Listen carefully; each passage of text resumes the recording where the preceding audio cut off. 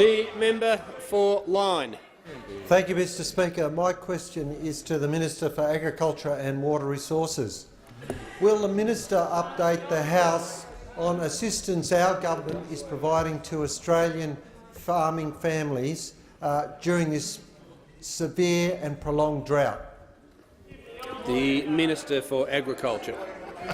Well, thank you, Mr Speaker, and can I thank the honourable member for his question. And in fact, only today I met with one of his farmers out of his electorate, a dairy farmer that is seriously impacted by this drought.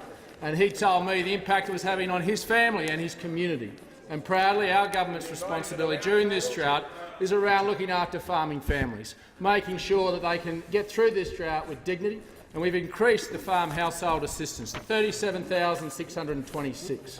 And in fact, we've only increased that recently by giving supplementary payments of $12,000 to farming families, $7,200 to individuals. And I can report to the House that since the legislation was passed on the 23rd of August, 2,363 applicants have been successful in increasing and accessing that supplementary payment. Our departments have worked as quickly as they can to make sure that that money hits those farming families to be able to put bread and butter on the table. This is about making sure that we can give farmers the dignity and respect they deserve during this drought, making sure that they can get their kids into sport on a weekend.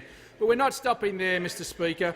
On the 29th of July, I asked for a review into the farm household assistance to make sure that it was still fit for purpose, to ensure that it was giving the impact that it needed to those farming families and communities. And I'm proud to say that only this morning I met with the review team to be able to get the feedback that I was required and to give them direction to make sure that they're looking at every part of this, to ensure that even the supplementary activity payment that's putting $4,000 into each individual's hand to give them the opportunity to get new skills, to diversify their income streams, to look off-farm for new income, to make their businesses more resilient.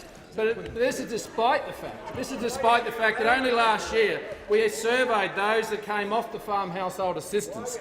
And on that exit survey, almost 90% of respondents felt that the FHA had improved their current financial circumstances, and more than 50% expect to stay on farm with greater income and or less debt, because we've complemented them with rural financial counsellors, the angels of this drought, that give them the direction and time to make the right decisions that they need.